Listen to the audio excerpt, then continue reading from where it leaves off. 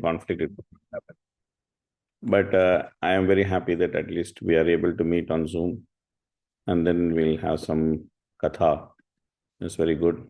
So, yeah, without much delay, we'll get into the topic of the day, which is the unique mercy of Lord Caitanya. So, since we are also getting Gita Jayanti closer, we'll start from there, and then we'll go all the way up to Lord Caitanya. Okay. But let's do the invocation prayers in the beginning. Om Jnanatimirandasya Jnananjanashalakaya Chakshurunmilitam Yena Tasmai Shri Gurave Namaha Sri Chaitanya Manobishtam Stapitam Yena Bhutale Swayam Rupa Kadamahyam Dadadi Swapadantikam Vande Aham Shri Gurun Sri Yuta Padakamalam Shri Gurun Vaishnavamscha Shri Rupam Sagrajatam Sahagana Raghunathanvitam Tam Sajivam Sadvaitam Savadutam Parjana Sahitam Krishna Chaitanya Devam Shri Radha Krishna Padan Sahagana Lalita Shri Vishakhanvitamscha He Krishna Karuna Sindho Dina Bandho Jagatpate Gopesha Gopika Kanta Radha Kanta Namostute Tapta Kanchana Gaurangi Radhe Vrindavaneshwari Vishabhanusute Devi Pranamami Haripriye Vancha Kalpatarubhyascha Kripa Sindhubhye Vacha Patitanam Pavanebhyo Vaishnavebhyo Namo Namaha Namo Vishnupadaya Krishna Prashtaya Bhutale Srimate Bhakti Vedanta Swami Nitinamine Namaste Saraswate Deve Gauravani Pracharine Nirvishesha Shunnavadi Paschaitya Deshatarine Jaya Sri Krishna Chaitanya Prabhu Nityananda Sri Advaita Gadadhara Srivasadi Gaura Bhakta Vrinda Hare Krishna Krishna Krishna Hare Hare Hare Rama Rama Hare Hare Mukam Karoti Vachalam Pangalangayate Kupatamaham Mandi Shigurum Diantaranam Paramananda Madhavam Sri Chaitanya Mishram Katanchana Smrite Yasmin Dushkaram Sukaram Bhavet Smrite Pritam Syat Sri Chaitanyam Namamitam.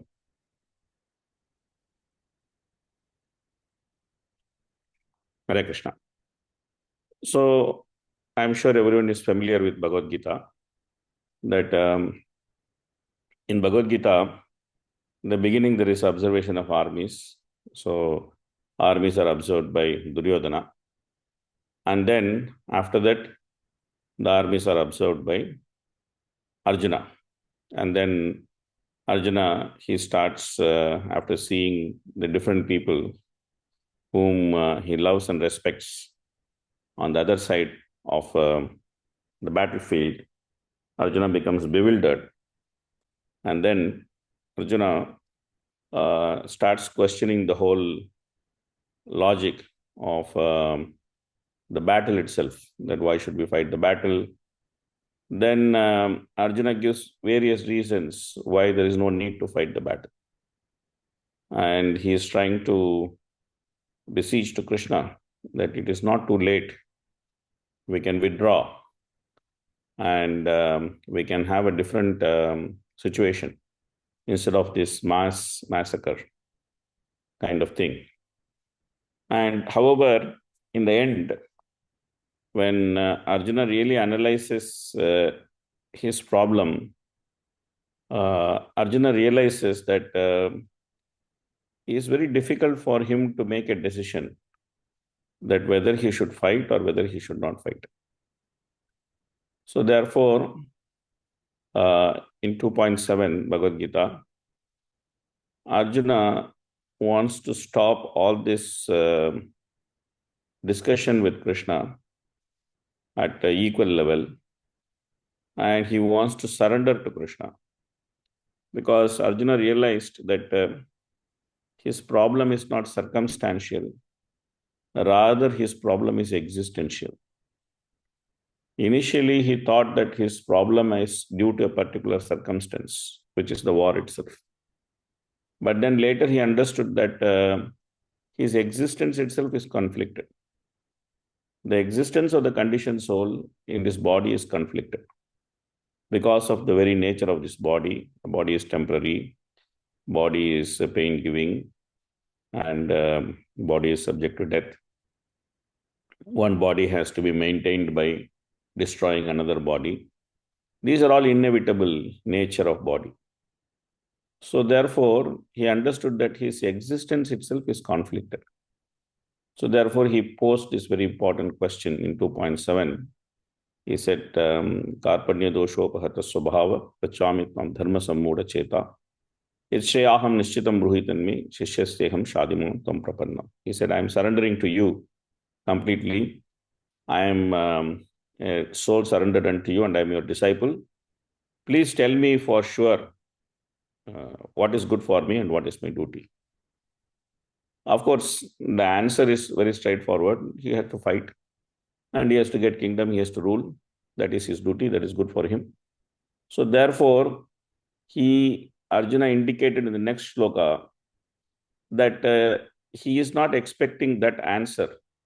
He is expecting something beyond that answer. Beyond the circumstance, he is expecting some answer because he understood the problem is not circumstantial, the problem is existential. So therefore, he spoke, Nahi prapashyami mamanupadyat yechoham uchoshanam indriyanam avapya bhumam asapatnam riddham rajyam suranam apichadipatya. He said that even if I get a kingdom which is unrivaled, asapatnam means without enemies. Even if I get a kingdom without enemies, even if you cancel this war, even if I get the kingdom without enemies, and even if the kingdom is greater than the kingdom of the demigods, Rajyam Surana, and still then, this question is vexing me, and I cannot become peaceful without finding answer for this question, which is what is my duty and what is good for me. Of course, if you consider very carefully, you will find that throughout your life, whatever you have done, including the decision to come today evening, you have done everything because either you think that it's your duty or it is good for you. There is no third consideration in human life. It's a very interesting point that the whole human life is just driven by two considerations. We think that there are million considerations. The million considerations which we have are just a branch out of these two considerations. So there are only two considerations on which we take every decision, whether it is a life and death decision or whether it is a decision as simple as what you want to wear for the day or what breakfast you are going to eat. Everything is taken based on these two considerations only. What is my duty and what is good for me? So therefore, Arjuna said that I want something which is everybody's duty. I want something which is good for everyone. I don't want this conflict. That I don't want my duty to conflict with Duryodhana's duty. I don't want what is good for me to conflict with what is good for Duryodhana. I want to have a universal solution. First is thing. Even though he surrendered to Krishna, then in 2.9, he made a very interesting statement. He said, Na Yotsaiti Govinda. He said, Krishna, I'm not going to fight. So surrender is there. Willingness to take instruction is there. But to actually convert that instruction into action, that conviction is missing. So that is the preliminary stage of surrender. For the sake of convenience, we can call it a surrender with doubt. That there is surrender. Arjuna surrendered to Krishna. He did not say that I am not surrendering to you. He said, I am surrendering to you. But he had his doubts and he wanted those doubts to be clear. And primarily his doubt was voiced in two questions. What is my duty and what is good for me? Something which is my duty, which will not conflict with anybody's duty, which means that it should be everybody's duty. Something which is good for me, which will not conflict with anybody, means that it should be good for everybody. So I want something like that. So he said like that. So that surrender with doubts and the confidence on the authority, that the authority can clear my doubts, that is the first step in surrender and in attracting the mercy of the Lord. Because we are talking the topic of unique mercy of Lord Caitanya. Of course, I will get there very quickly. But for the moment, let us deal with Bhagavad Gita. So then Krishna elaborately answered these two questions. What is his duty and what is good for him in trying to analyze various things in terms of knowledge, action and sense control. Because in this material world, if you want to achieve anything at all, you need these three things: action, knowledge, and sense control. Without this, you cannot do anything. Suppose you want to bake a cake. You should actually act in order to bake a cake. And in order to act properly, you should have knowledge. And it is not only that you should act and you should have knowledge, but you should also have some concentration, sense control, so that you don't get lost yourself. You actually do the right things at the right time, and then you actually bake a proper cake and bring it out. So whether it is baking a cake or whether it is going back home, back to Godhead, the basic requirement is action, knowledge, and sense control. Very, very basic. It applies to anything. Even if you want to drive a cycle, there should be action, there should be knowledge, and there should be sense control. Anything. So therefore, naturally, these three subject matters become the first course of discussion in Bhagavad Gita in terms of karma, jnana, and yoga. So karma is action, jnana is knowledge, and yoga is sense control. So while analyzing these three components, Krishna tells Arjuna that the perfection of action is bhakti, the perfection of knowledge is bhakti, the perfection of sense control is bhakti. So therefore, if you want to find something which is a common denominator in terms of duty and in terms of being good for everyone, you need to look towards bhakti. So this is what Krishna guides Arjuna through the first 6 chapters, and then he takes the next 6 chapters where Krishna defines what is bhakti and what is not bhakti, and what looks like bhakti and it is not bhakti. And then rest of the definitions are just falling out from that. Rest of the definitions are falling out from that. Who is devotee, who is not devotee, who looks like devotee but is not a devotee. And then what is the destination, what is not the destination, and what looks like the destination but it's not the destination. So what is bhakti? Bhakti is pure devotion to Krishna. What is not bhakti? Trying to become one with Krishna, one with God is not bhakti. Impersonalism or Mayavad is not bhakti. What looks like bhakti but it is not bhakti? Demigod worship looks like bhakti but it is not bhakti. So then from this, the middle 6 chapters expand into the various aspects of bhakti, and the way the different questions are answered in terms of what, why, who, where, when. All these different questions are answered in the middle 6 chapters. And then demigod worship is dealt with in the 11th chapter. And Krishna finishes the 12th chapter by explaining how to become dear to him.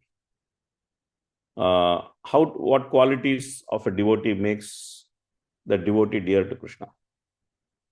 Then from 13 to 16 chapter onwards, 13 to 17 chapter onwards, Krishna is simply discussing one topic, which is the cause of conditioning and the means of liberation.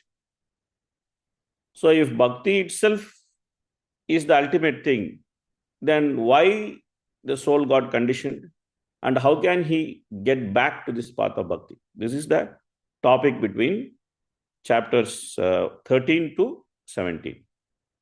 And then ultimately, chapter 18 is the summary of all the chapters, just like chapter 2 is the introduction to all the chapters. Chapter 18 is a summary of all the chapters.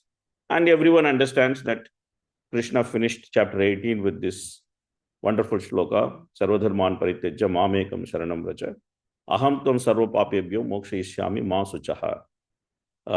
He said that you give up all varieties of duty and just surrender to me.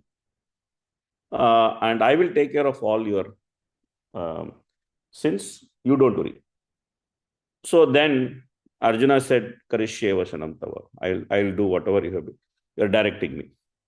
So Arjuna graduated from surrender with doubts to surrender with willingness to act by the end of Bhagavad Gita.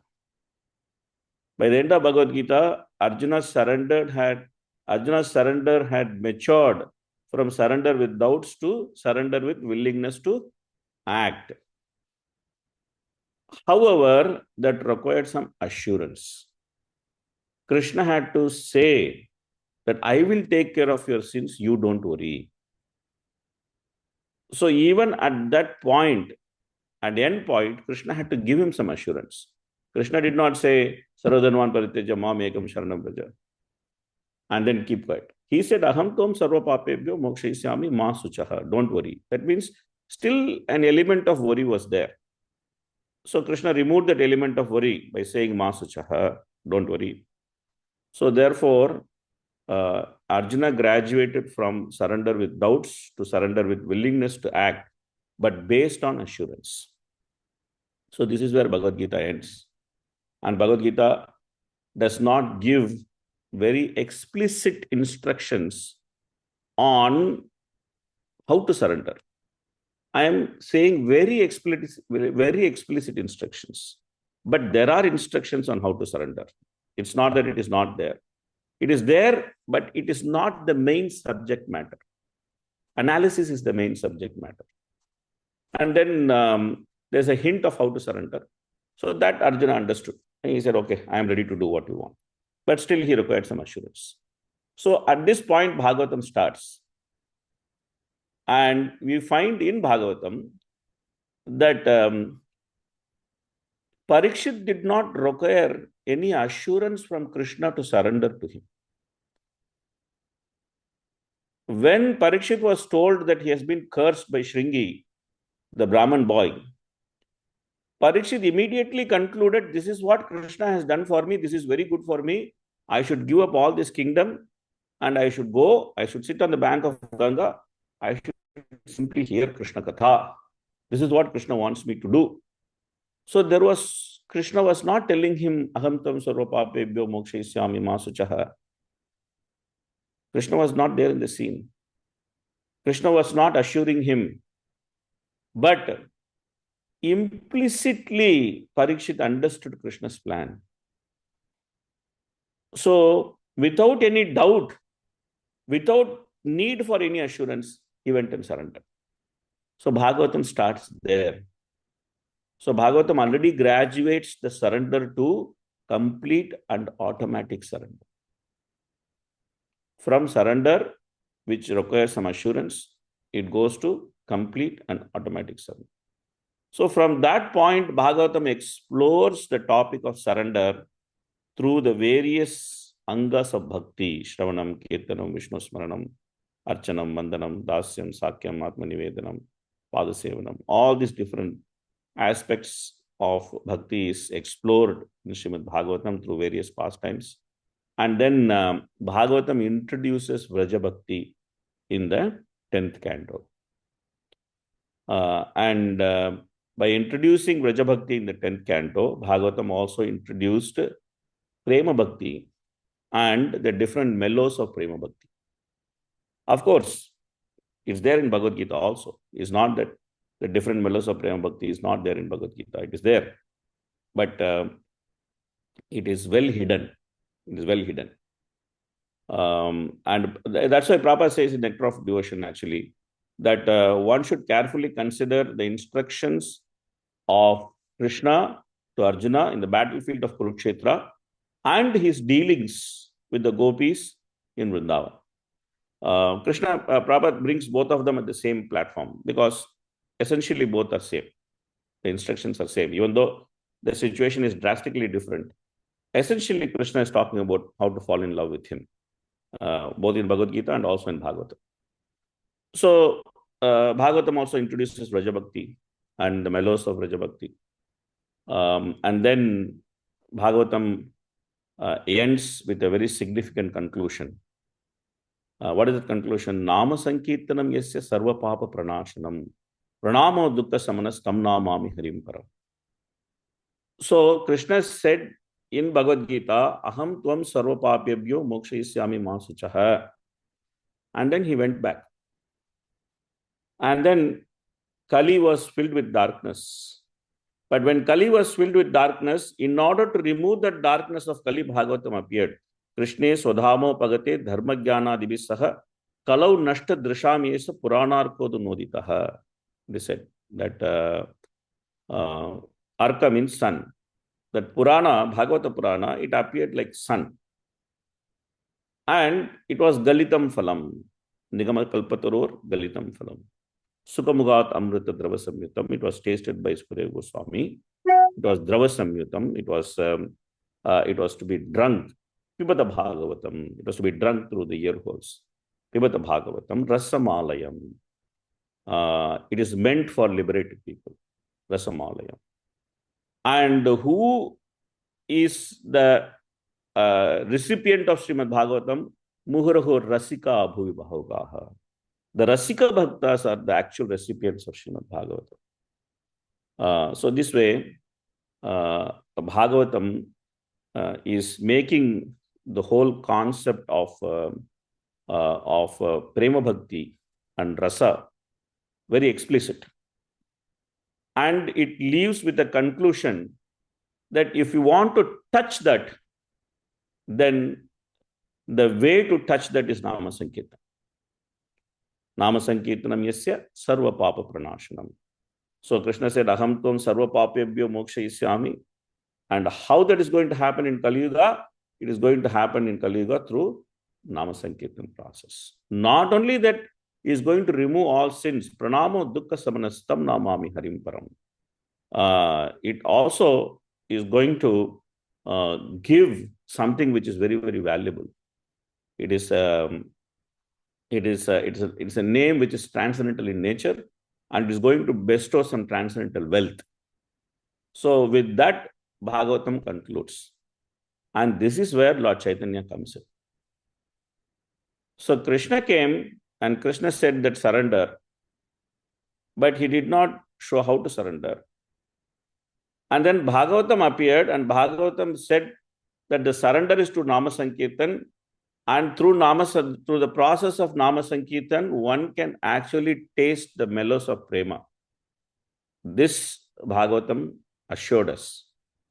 It will remove the fear of material existence. Apanna samsritim ghoram yannama vivasogrinan tado sadhya vimuccheta yadbhibeti swayambhaya. So it will remove the fear of material existence, and it will also deliver the transcendental mellow of love of Godhead. But then all this is very lofty topic. These are all not topics which are meant for simple people of Kali Yuga. These are all lofty topics. And these topics were not even discussed or not even relished in the previous yugas, where people were much more qualified. Now this is like throwing the proverbial pearl in front of the swine. So now, how that relation is going to happen? That there is something which is very, very valuable, and that is being made available. But then the people of Kali Yuga, neither they understand the value of it, nor they qualified to access it. So two problems are there. One problem is that we don't understand the value of it.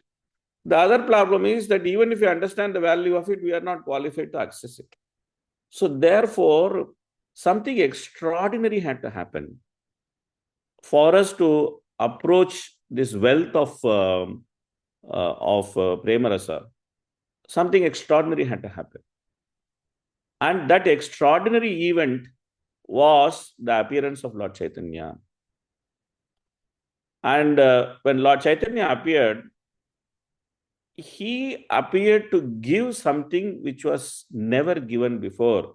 Anarpita charinchirat karunaya atirana kalau samadvaidum unnada ujjvala rasam swabhakti shriyam.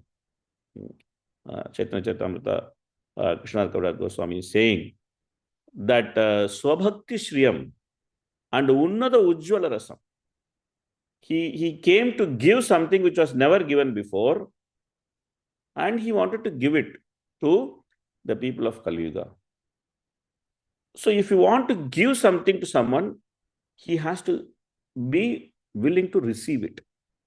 That's something which is very important. So therefore, but the nature of people of Kali Yuga is that they are not qualified to receive it. So here comes Lord Chaitanya's mercy in the mood of Srimati Radharani, that I heard this very wonderful pastime. from Radharaman Maharaj when we were starting the parikrama in Yogapit last year. I heard this pastime. He said that once Radharani actually went to Krishna's place and she was staying there in Krishna's place for some time. And then when she came back, then Vrishabhanu Maharaj asked Radharani that how was your stay in Krishna's place? Everything was all right. Then she said, Nanda Maharaj's place. Everything was all right. Then she said, yeah, everything was nice in Nanda Maharaj's place. Everything is all right. But there is one problem there. So then he asked, what is the problem?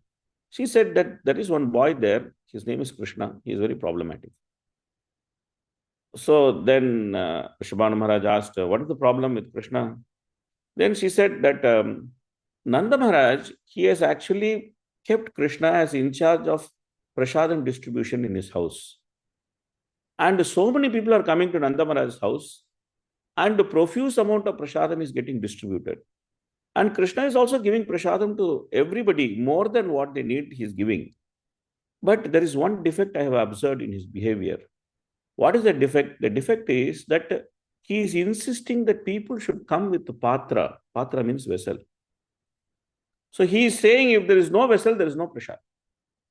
So those people who are coming without vessel, he is just turning back them without giving them prasad. And Radharani said, I felt very bad about this. This should not be done. So then Vrishabhanu Maharaj said, okay, I'll take it up with Nanda Maharaj. We'll see how to rectify the situation. So then he told Nanda Maharaj, this is what my daughter is saying. Can you please talk to Krishna and rectify the situation? So then Nanda Maharaj went and spoke to Krishna. He said, Krishna, I heard that you are doing a very good job. But at the same time, I also heard that you are just turning away people without vessel. What is this? So then Krishna said, my dear father, is it not logical? They are coming to receive prasad. They have to come with patra. They have to come with vessel. Without vessel, how they will receive prasad? If they cannot even think this much, that I have to have vessel to receive prasadam, then how can I give them prasadam? I don't want to give them prasadam. They should come with vessel. They should learn their lesson. They should come with vessel. Then Nanda Maharaj didn't know how to argue with this boy. So he went back to Vrishabhanu Maharaj. And then he said, this is what Krishna is saying. Now I don't know how to argue with him. I don't know how to solve the problem. So then both of them decided to go to Radharani and ask her that this is what Krishna is saying. Can you please make some solution for this? Radharani said, it's a very, very simple solution. Then they asked, what is the solution? She said that first of all, keep lot of vessels with you where you are distributing prasad. Anybody is coming without vessel, give them a big vessel and then give them a lot of prasad in the vessel. Problem solved. So this is the mood of Srimati Radharani. That whether one is patra or not patra, patra means one is qualified. Patra also means vessel. Patra also means qualification. So whether one is patra or not patra to receive Krishna's mercy, Radharani actually wants to make him the patra.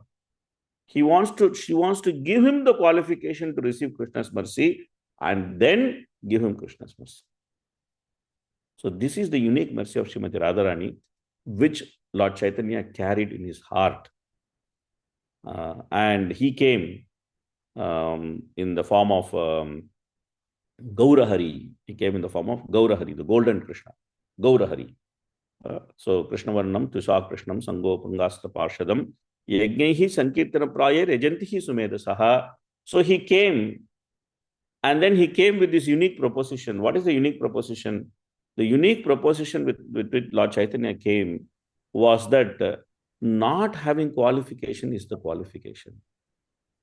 If you want to receive Lord Caitanya's mercy, if you're not qualified to receive Lord Caitanya's mercy, Lord Caitanya made that as the qualification to receive Lord Caitanya's mercy.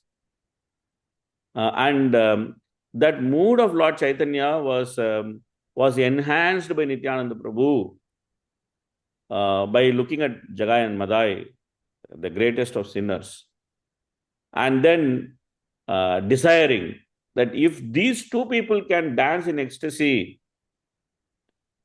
by chanting the holy name, then Mahaprabhu's fame will spread everywhere.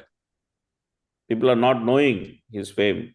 So if he delivers both of them, then his name will spread everywhere. So this way, Mahaprabhu delivered Jagai and Madai. by Nityananda Prabhu's mercy, by Haridas Thakur's mercy, by Advaita Acharya's mercy. Of course, that itself is a big pastime if we get into it. So then Prabhupada writes that there was only one Jagai in Madai during Mahaprabhu's time, but Kali Yuga is now filled with so many Jagais and Madais.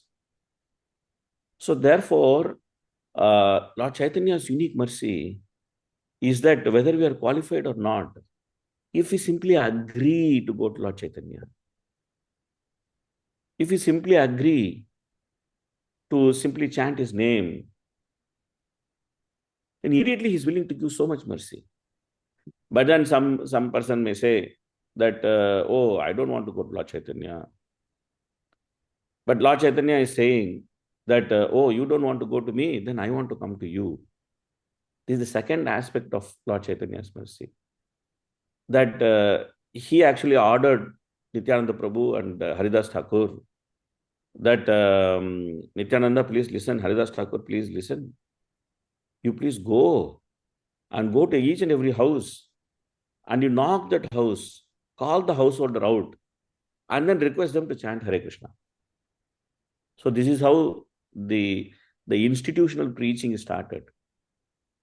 That Lord Chaitanya told Nityananda Prabhu and Haridas Thakur, you go and preach every day and then come and give me preaching report in the evening. So systematic preaching he started.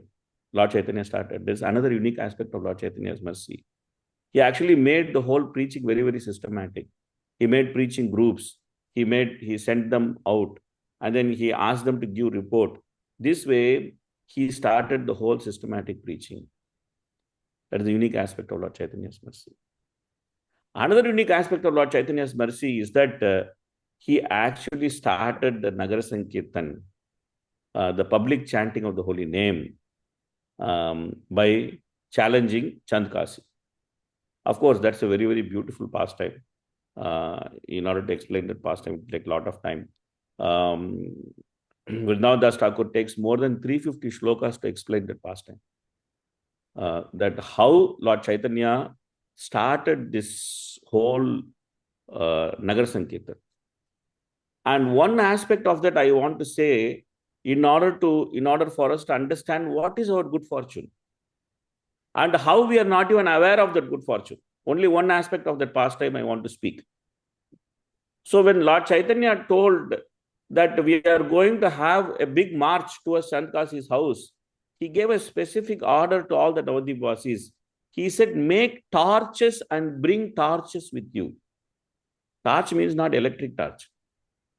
At that time, torch means you have to take a big wooden log, and on that log, you have to put cloth which is soaked in oil. You have to tie that cloth which is soaked in oil. And then that cloth will get lighted. So with that flame, everybody has to come. The general system is that whoever carries this fire torch, he will also carry an oil pot in another hand with him. So that whenever the fire goes down, then he can pour more oil and then the fire will come up again. And like that, the cloth will burn for a long time. Otherwise, just the cloth will just burn and finish, and then the wood will burn and finish, and it will not work for a long time. So therefore, carrying an oil pot in the second hand is an integral part of carrying a torch on one hand. So therefore, everybody prepared torch. Strong people prepared big torches. Weak people prepared small torches. Children prepared mini torches. Women prepared their torches which they could carry. Everybody prepared torch. And everybody was so excited that finally we are going to see Lord Chaitanya singing and dancing in public. Because this was the greatest anxiety the Navadvipasis are having. That Lord Chaitanya is singing and dancing inside Shiva Sangan.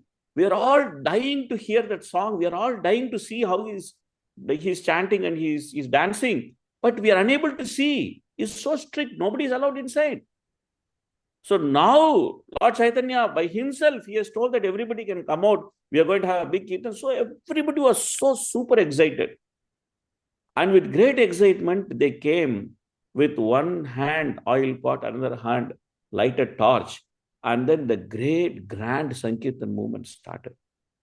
And Lord Chaitanya was singing, dancing, and so many mridanga, so much kartal, and so many parties, and so much of singing and dancing was happening. And it looked as if Lord Chaitanya was dancing everywhere.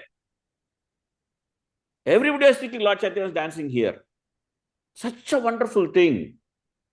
And naturally, by seeing Lord Chaitanya dancing, everybody started clapping their hands.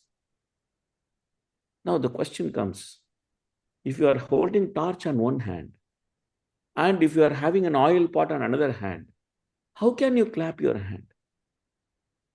There, Vrindavan Das Thakur says that without their knowledge, all the Navadip Vasis, they manifested two more hands. They manifested 400 Vaikuntha form. And with two hands, they were clapping. And in two hands, they were carrying the torch and the oil pot. And they were not even realizing that they have four hands, because they were so busy and so absorbed in Lord Chaitanya's Kirtan that they did not realize that they have four hands. This is the unique aspect of Lord Chaitanya's mercy, that we may be doing our services, we may be engaged in preaching, we may be engaged in managerial duties, we may be engaged in so many different things. But what Lord Chaitanya has bestowed to us, we ourselves may not notice or realize. So that is the nature of Lord Chaitanya's mercy. It's another unique aspect of Lord Chaitanya's mercy. And then I'll speak one more aspect and then I will stop. Because, of course, we can have a whole night on this topic of unique mercy of Lord Chaitanya, but you all have to go to work tomorrow morning, or maybe Thanksgiving or whatever it is. Tomorrow you have your own program. So I don't want to delay, and I want to leave some time for question and answer also. The last, or for today, the last topic of Lord Chaitanya's mercy is that Lord Chaitanya gave a very, very significant order. He was not satisfied in spreading the Sankirtan movement as much as he could. He gave a very significant order. He said that in every town and village of this world, my name will be chanted. And that is the most significant order in our personal lives. Because that order of Lord Chaitanya, everybody was thinking, oh, this is all poetic thing, poetic license. In English, there is a poetic license. Means that a poet can exaggerate certain things. Like, for example, when a man is fallen in love with a woman, he says, your wife, my dear wife or my dear lover, your face is more beautiful than the full moon. Of course, he's just exaggerating. And the lady is also becoming very happy. She's saying, yes, yes, yes. Ha, ha, ha, ha. Like, so people are thinking it is like that, some exaggeration. But then our Guru Parampara, they took it very seriously. Bhaktivinoda Thakur took it very, very seriously. He wrote so many books, and then he was the first one to send Lord Chaitanya across the sea. Then Bhakti Siddhanta Saraswati Thakur gave orders to many disciples that please go to West and preach. And one of them to receive that order was our own A.C. Bhaktivedanta Swami Srila Prabhupada, our founder Acharya, our very dear founder Acharya Srila Prabhupada, our own Prabhupada. And he took that order very, very seriously. And then at a ripe old age, he came to America, and then he established the International Society for Krishna Consciousness. He established worldwide preaching. He initiated so many devotees, his followers in the Western world, and also in India, so many, all parts of the world, initiated followers. And because of that, today, I am sitting here in New Jersey, you are sitting here in Bergen, and we are able to appreciate the unique mercy of Lord Caitanya. That order of Lord Chaitanya, that his name will be chanted in each and every part of the world, every town and village, is the most significant aspect of our individual good fortune. Our individual good fortune. So this way, Lord Chaitanya's mercy is very, very unique. And whoever is able to chant his name, whoever is able to remember him, Kathanchana Smriter, somehow or other, if you are able to remember him, That is our greatest good fortune. Duskaram Sukaram Bhavet. This whole material existence will become very, very joyful, because this will become a journey of a Premanama Sankirtan. Hare Krishna, Krishna Krishna, Hare Hare, Hare Rama, Rama Rama, Hare Hare. Premanama, the journey of Premanama Sankirtan. And through chanting this Premanama, by following the regulative principles, chanting the Premanama, we can taste the highest mellow of devotional service by Lord Chaitanya's unique mercy, which was carried and distributed by Prabhupada. Hare Krishna. So I will stop here. Let's see if there are some questions, comments. Yes, thank you so much, Prabhu, for your wonderful time. So I'll give you a few minutes, make an announcement, and then we can, different devotee can always some questions you have and put in the chat. So as I was saying, Prabhu is very knowledgeable. Any questions you have, please utilize this opportunity to understand. So let me share my screen. So as everyone to Sangha, we have today His Grace Harilila Prabhu with us. And this coming Sunday, we have in person Janitai Prabhu. He's a leader for devotee care in North America. So he'll be coming to us. We are starting a new topic on the 9 process of devotional service. So Prabhuji is going to speak on Shravanam this Sunday. And this coming Friday, we have in person Thanksgiving program, 6 p.m. onwards. Please, devotee are requested to come. So there'll be a wonderful program, a wonderful feast for everyone, different cuisines, international cuisines will be there. So do not miss that in our center. And we have every Friday weekly Bhakti Vriksha. So this time as we'll have a program in center, so you can join there. And if anybody wants to do a Bhakti Vriksha program in their home, any programs, please kindly connect with us. Also, we have Bhagavad Gita reading every Monday to Friday from 12 p.m. to 15 p.m. So devotee come forward, as Prabhuji was mentioning, the marathon is coming, the importance of Bhagavad Gita, how this knowledge, action knowledge, and the sense control, and Prabhuji was mentioning. So how these are very, very important for us to that Bhagavad Gita gives this very crisp knowledge on this. So devotee read Bhagavad Gita, so you can utilize the time over there. And every morning we have chanting, japa chanting in a Zoom. So this is also a wonderful opportunity to come together doing the Nam Sankirtan to enhance our sadhana. So this is one of the very important aspect of our bhakti, to grow ourselves internally. And also all the events in calendar, Vaishnava calendar, everything you can see in our in the ISKCON calendar there. So if anybody has any questions, please, you can raise your hand or you can unmute yourself and ask a question.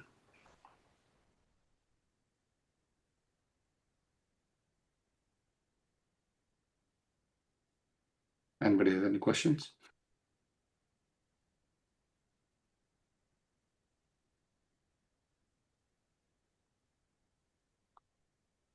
So let me start with a question. As you were saying that, by practicing bhakti, duskaram sukaram bhavet. It's become every difficult becomes easy. But seemingly, actually, we see that, in our life, after coming to Krishna consciousness, sometimes it's become much more difficult, so much restrictions, with our, so many things actually come to our life. So rather than we seeing that, it's getting, if I was not devoted that much easy, I don't have to think too much, it would be much more relaxed life. Now, coming to Krishna consciousness, you have to be disciplined, so much, rules, regulations, and this and that. So how can you take that? Maybe many people might think in that way. So Rupa Goswami gives a very, very simple example. He says that when a person is affected by jaundice, then the sugar candy actually tastes bitter. But then the nature of sugar candy is sweet. And those who are not without jaundice, they actually understand that sugar candy is very sweet. But because of the jaundice, then he is feeling that sugar candy is bitter. But that sugar candy itself is the medicine of jaundice. So if he continues to take the sugar candy, then one day his jaundice will go away and then he will relish the natural sweetness of the sugar candy. So same way, sometimes when we start the sadhana bhakti, sometimes these things look like an imposition. Sometimes it looks like a big burden to chant, etc. But then at one point, when we start enjoying the joy of devotion, when we start experiencing the joy of devotion, then definitely at a very early stage itself, we start getting convinced, yes, there is a certain happiness here which cannot be experienced outside this paradigm of bhakti. So that becomes very, very clear very quickly. We don't have to wait for a long time. In Nectar of Devotion, Rupa Goswami explains Kleshagni and Shubhada, that life becomes very auspicious, and then material miseries go away. So in that sense, very quickly one starts experiencing the joy of devotion. That's one point. The other point is that one starts experiencing positive anxiety. There are two types of anxiety. One is material anxiety, which is negative anxiety. The other is Krishna conscious anxiety, which is positive anxiety. Because that positive anxiety gives a type of satisfaction which is not produced by the negative anxiety. That gives a type of satisfaction when we have to do so many things, and when we finally finish few things for Krishna, then that gives a great amount of satisfaction, which cannot come from the anxiety of the material world. So therefore, it may look a bit challenging in the beginning, I agree, but then that's why association is very, very important. When we see devotees who are very, very enthusiastic and very happy, then naturally that happiness of devotees comes along. And of course, we may feel that we are having some anxiety, but people who see us, they see that, okay, this guy is so happy. He's always smiling. He's always chanting. He's always smiling. He's always looks like very carefree. Like that, then people see that we are actually happy. Because I have seen, like, there was one friend of mine, he was getting worried that he was shifting his house from one place to another. And he was saying to me that I have about 1,000 DVDs, and I am very anxious how to shift all these DVDs without breakage. And maybe some DVD will break and I cannot see that movie again, or to buy the DVD one more time.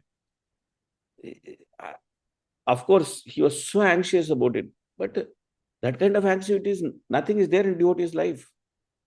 There's no anxiety like that in devotee's life. There are like millions of anxieties which people are facing outside. Those things are not our problem. Like some people are facing some anxiety with career and that and this, but a devotee is thinking, okay, whatever Krishna gives is fine, and he's going on with life. So this way, even though we face some anxieties, but then on overall, we are much better off. We're much better off. And association helps. When we're in the right association, then the understanding becomes very quick. Thank you so much. I really like the point where it says Krishna consciousness is positive anxiety. Definitely there is anxiety, but it's very ultimately gives you ultimate satisfaction. Yeah. Definitely provides. It's really wonderful to see that. Yeah. Thank you. Sankari Kaur Mataji, you can ask a question. Hare Krishna Prabhu, please accept my most respectful obeisances at the dust of your lotus feet. My very respectful pranams to all the Vaishnavas and Vaishnavis present here, all glories to Srila Prabhupada. Prabhu, thank you for this amazing class, especially the pastime that you shared about Lord Caitanya, oil in one hand and mashal in one hand. That was so beautiful. Prabhu, my question is, when we read Shastras, when we come to Sadhu Sangha, and when we are reminded of these pastimes, we feel very jubilated. But when we get back to the rigmarole of our daily life, we somehow miss the essence, we forget things, and then chanting becomes very mechanical. How to keep that flame going on, Prabhu, so that we don't forget that what kind of legacy we are carrying on our shoulders, how fortunate we are to be part of this movement. So two things. One is that never stop hearing. Okay, don't make hearing as a no, some intermittent thing. Always keep hearing. There are many ways. Like even karmi people, they are always hearing. They are all putting their earpods, and everybody is nowadays going with earpods. And it's very, very rare to see someone who is not plugged up. They are putting so much of poison into their ear holes. In Bhagavatam is saying, Bilebato Rukramakramanyo, Nashunvata Karnapute Narasya Jiva Sati Taduri Keva Sutta, Nachopagayanti Gurugaya Gat. Anyway, So they are making their ear holes as snake holes by constantly pouring the materialistic poison. So we can also, utilize, do like that. We can, whenever there's opportunity, we can keep hearing. This is one important thing. Actually, I was working in Dubai. I had a career for about 18 years before I went to Mayapur in 2012. So you would be very interested to know that most of my Prabhupada lectures I actually heard in Dubai traffic.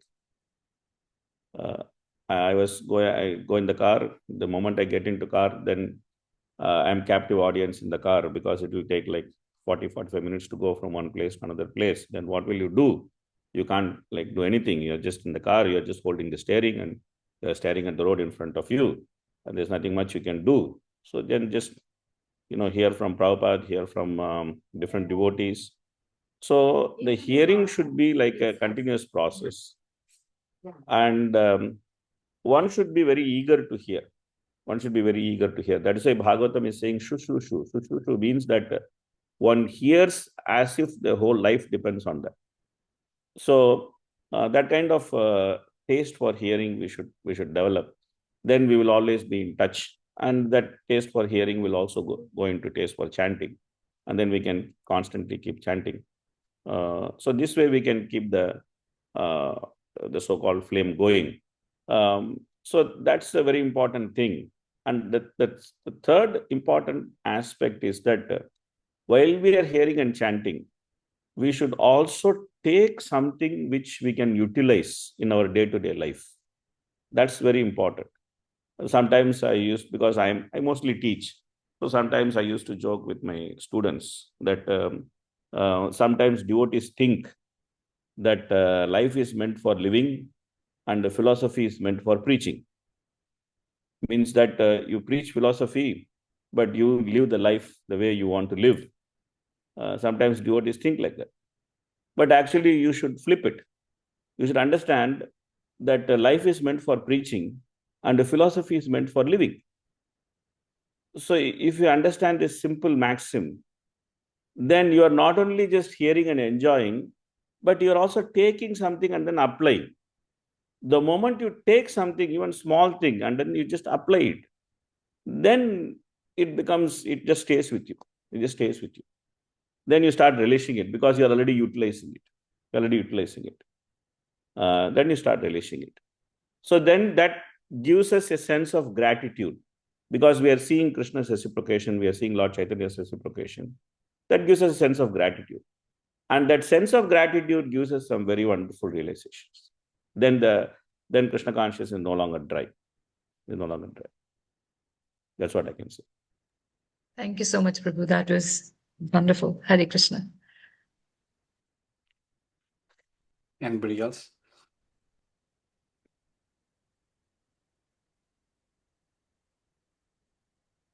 Yeah. Somebody said that Lord Krishna was not there on earth when Parikshit was cursed. But that's not a limitation. If he wanted to come, he could have already come. It's not a rule that he cannot come. So, and Parikshit did not look for him to come. He did not say, "Oh, Krishna, where are you? Can you give me some guidance?" He did not do all that. He just automatically, he knew what Krishna wanted, because he was so much in sync in his Krishna consciousness. He was so much in sync. He was so much absorbed in his Krishna consciousness that what Krishna wants from him was automatically revealed to him within his heart. So Krishna says in Bhagavad Gita, Esham yevanakam partam aham ajnanajam tamaha nashayami atma bhavasto jnana deepyana bhasvata. He says, so that is the type of mercy which Krishna gives, that he lights that lamp of knowledge from within, that within the heart of the devotee there is no question of darkness. So everything is clear to him. He acts. Just Prabhu, I think you really point out the very important part, that our hearing should be our life, actually, our prana, Shravanam. Keep hearing. Definitely, like material life also, people are hearing. Just like I just said, it's just like in a snake hole. Just use this, tongue of a frog croaking. It's rather than delivering us is just like inviting the death of the snake to kill us. I'm here to come here. It's definitely like that. I think it's very, very important part that Prabhupada always focused, like, there's Shravanam, hearing about Krishna, Krishna's holy name. These are very most important, essential part of our life. And we're supposed to make it as life and soul of our life, that hearing and chanting. I think definitely they're very wonderful points you have brought up. It's really amazing. So I think they would have no questions. I think it's really clear. And I would like to hear again and again more this pastime. Hopefully we can connect more and bring you into Vanda Sangha. And I know we missed your personal association last Sunday because of the flight and everything. Yeah. But it would have been really wonderful association if you have in person also. We could have you there in the So Sangha. maybe next time when I come, I will definitely make some time. Please, I'm definitely. planning to come We'll be next very, year. very happy to host you and invite you here, Prabhu. Thank you so much. With everybody can unmute and please with loud Haribol, please thank Prabhuji. Haribol. Haribol. Thank you so much. Haribol. Thank you so much. Haribol. Vancha kalpataru vyascha kripa Kripa sindhuvya sindhu pavnebhyo vaishnavebhyo namo Ananda Kori Vaishnava ki jai, Shri Prabhupada ki jai. Thank you once again, Harilila Prabhu. Thank you very much. Thank you very much. Thank you for your wonderful time and association. Hare Hare Krishna. Hare